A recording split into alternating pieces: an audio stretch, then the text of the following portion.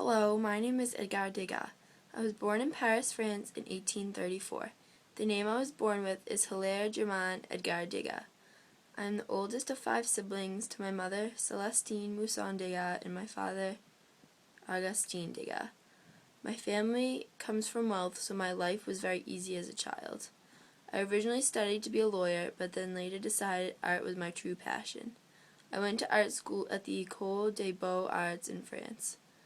After enrolling in school, I moved to an apartment large enough to use as a studio to make my art in. I painted many things, such as portraits and scenes in my family. When the Franco-Prussian War broke out in 1870, I enlisted in the National Guard to help protect my country. I stayed in the National Guard until 1871. During training, I discovered that my eyesight was failing. I was afraid that my failing eyesight was going to become a hindrance to my artwork, so I began to work in different mediums that would allow me to create art more easily. I originally used oil paint, but I began to use pastels, photography, and sculpture. I drew many pictures in pastel of ballerinas and dancers during practice and on stage. I also drew laundry women, nude women, and businessmen.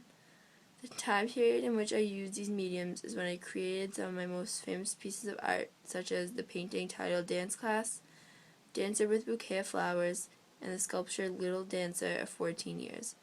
During my life as an artist, I became friends with many of my colleagues, such as Edouard Manet and Mary Cassatt.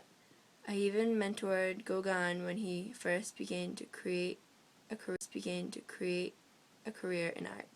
Thank you for nominating me to be in the list of the top 10 most influential people in the early industrialized world because of my talent and lasting influences on the art form of Impressionism and my influence on the art society and other artists.